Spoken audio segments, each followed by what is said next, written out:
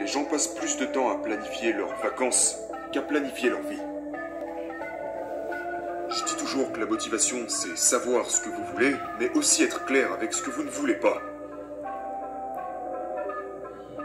Parce que la douleur est en fait une plus grande motivation pour les gens que le plaisir. L'une de mes règles préférées s'appelle la règle 18-40-60, qui dit que lorsque l'on a 18 ans, nous nous inquiétons de ce que tout le monde pense de nous, que lorsque l'on a 40 ans, nous nous foutons complètement de ce que le monde pense de nous, et que lorsque l'on a 60 ans, on réalise en fait que personne n'a jamais vraiment pensé à nous. Les gens passent leur journée à s'inquiéter de ce que les autres peuvent penser d'eux, plutôt qu'à eux.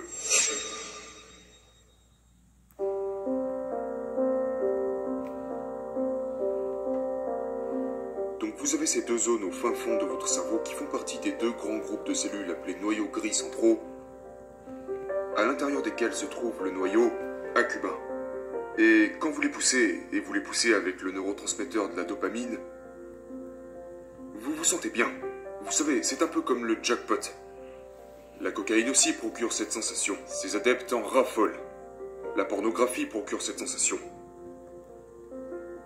Les films d'horreur procurent cette sensation. Sauter d'un avion peut procurer cette sensation. Mais plus vous le faites, plus cela commence à user vos centres de plaisir.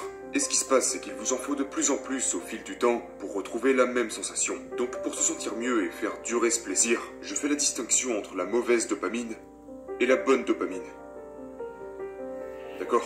Donc vous voulez faire couler de la dopamine sur votre noyau accubain à un certain rythme, de sorte à ce qu'il vous maintienne heureux et stimulé, par opposition aux décharges reçues par les films d'horreur, la pornographie, la cocaïne.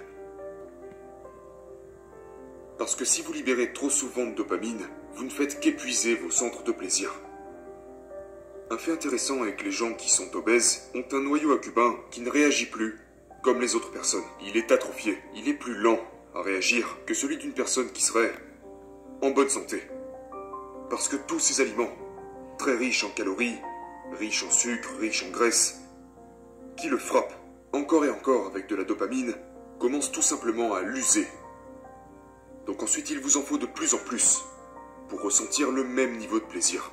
Et vous savez, après avoir accompagné de très nombreux toxicomanes au fil des années, ce qui se passe avec les toxicomanes, c'est qu'au début, ils consomment pour se sentir bien, puis à partir d'un moment, ils ne consomment plus que pour éviter la dépression. Donc ils se retrouvent à consommer de la drogue dans le seul but de se sentir normaux. Mais ensuite, vous savez, le cycle d'addiction démarre et les gens se retrouvent alors piégés. Donc vous voulez toujours protéger vos centres de plaisir.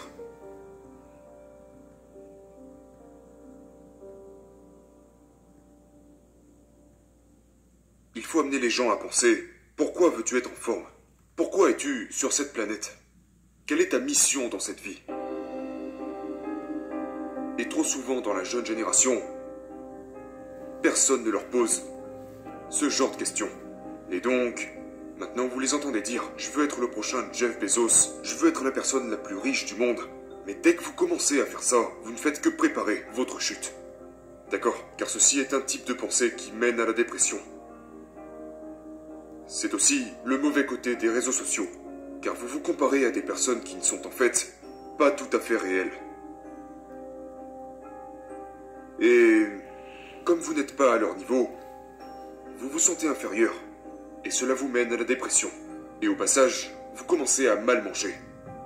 Vous vous retrouvez avec un faible niveau de vitamine D, votre système hormonal est affaibli à cause des toxines physiques et mentales que vous avez accumulées. Et bien évidemment, ça ne s'arrête pas là, mais lorsque vous vous comparez aux autres, vous savez, je pourrais me dire, eh bien, je n'ai jamais gagné le prix Nobel, donc ma vie n'a pas de sens. C'est juste pathétique.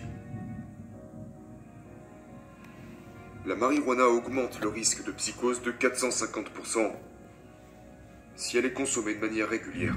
Ce n'est pas une bonne chose. Et la raison pour laquelle je suis devenu en quelque sorte pessimiste est que j'ai réalisé plus de 150 000 scans cérébraux axés sur le flux sanguin et l'activité du cerveau. Et à ce niveau-là, on finit par avoir une image toxique du cerveau. C'est un peu comme il y a 20 ans en arrière, l'alcool était considéré comme bon pour la santé, n'est-ce pas? Je dois boire mes 2 verres de vin par jour parce que c'est bon pour le cœur, etc. Mais désormais, nous savons parfaitement que l'alcool est relié à 7 types de cancers différents. Même si vous ne buvez que légèrement de façon modérée, toute consommation d'alcool indique un risque accru de développer un cancer.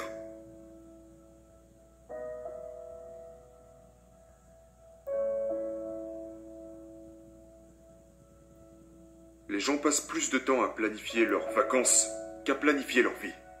Ce qui est un peu étrange. Donc je conseille à tout le monde de remplir sa page miracle, qui est dans le livre. Donc tout d'abord, qu'est-ce que je veux? Dans ma relation, disons par exemple, avec ma femme, eh bien je veux une relation aimante et bienveillante, avec un soutien mutuel. J'ai toujours voulu ça. Je ne sais pas pourquoi, mais j'ai toujours voulu ça, d'accord? Mais quand je visualise cet idéal, quand j'ai cette pensée qui me vient en tête, je ne fais que la filtrer. Maintenant, est-ce que le simple fait d'y penser m'apportera ce que je veux? Eh bien, non, ce n'est pas ça qui m'apportera ce que je veux. Mais je le garde en tête. Maintenant, comment puis-je la concrétiser? Eh bien, si je bois, je suis moins susceptible de la concrétiser. Si je fume de la drogue, je suis moins susceptible de la concrétiser. Si je suis en manque de sommeil, je suis moins susceptible de la concrétiser. Et donc c'est d'abord la santé du cerveau et les habitudes, puis ensuite la direction claire que je décide d'emprunter. Seulement maintenant, je peux réfléchir à comment y arriver. Et c'est là que je commence à me libérer des mauvaises habitudes. De plus, j'ai publié 2 études qui démontrent que au plus vous grossissez, au plus la taille et les fonctions de votre cerveau diminuent. Donc vous devez être un minimum effrayé par, vous savez, je dis toujours que la motivation, c'est savoir ce que vous voulez, mais aussi être clair avec ce que vous ne voulez pas. Parce que la douleur est en fait une plus grande motivation pour les gens que le plaisir. Quel est le moyen le plus rapide de briser une attaque de panique? 4 étapes simples. La première est de respirer. Vous devez prendre de profondes inspirations et prendre au moins 2 fois plus de temps pour expirer. Cela déclenchera une réponse parasympathique dans votre corps qui fera en sorte de vous calmer. La prochaine étape est d'écrire ce qui vous passe par la tête, parce que souvent, les pensées négatives agissent en spirale descendante et mènent à une attaque de panique. Vous prédisez la pire chose possible, et votre cerveau est tout simplement un maître pour l'empirer davantage. Donc, cassez le cycle. La 3e étape est de ne pas vous échapper. Si vous commencez à avoir une attaque de panique au travail, restez au travail, parce que si vous partez, l'attaque de panique va commencer à prendre le contrôle sur vous.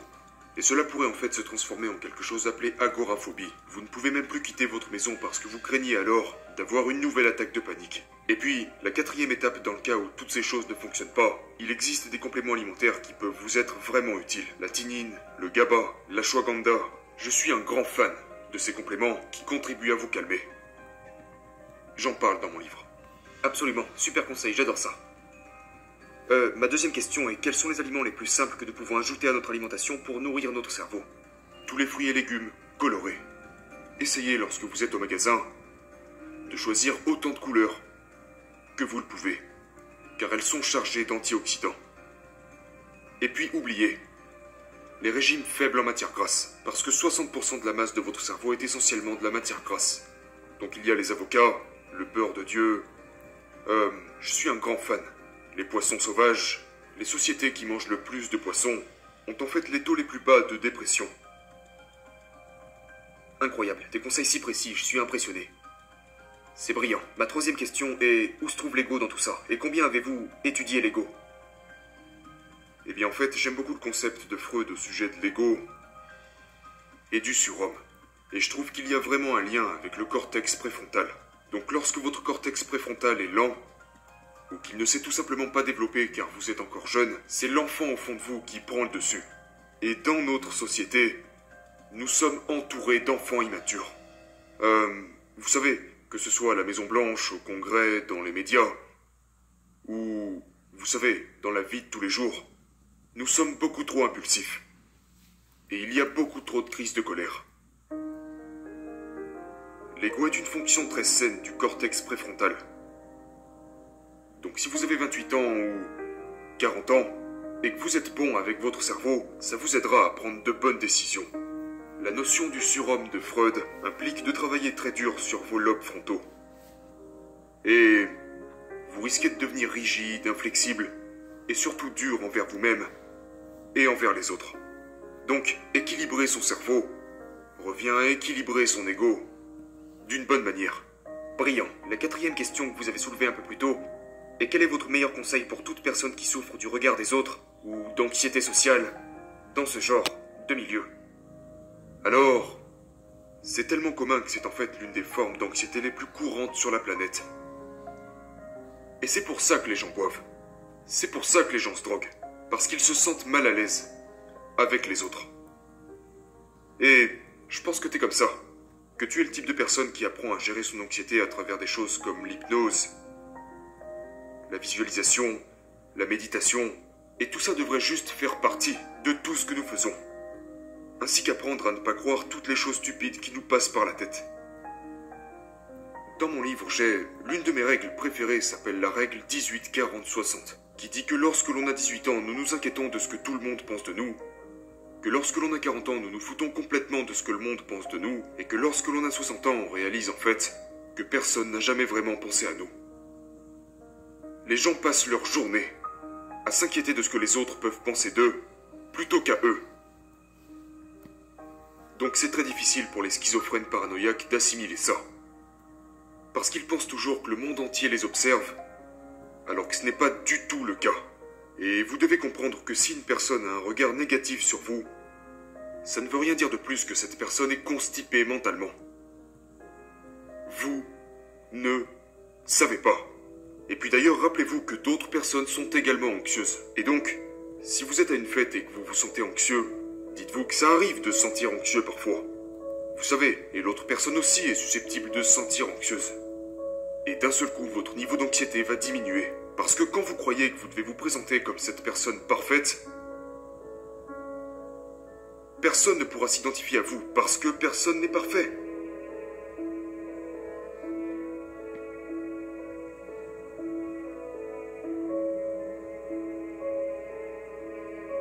J'ai terminé mon livre avec un chapitre sur l'amour, qui dit que vous ne faites pas la bonne chose parce que vous le devez. Vous faites la bonne chose parce que vous vous aimez. Si vous vous aimez, que vous aimez votre planète, que vous aimez votre pays, que vous aimez votre monde, vous vous retrouvez à faire les bonnes choses, pas par devoir, mais par amour. Et si vous faites les choses par amour, il devient alors tellement plus facile de les faire.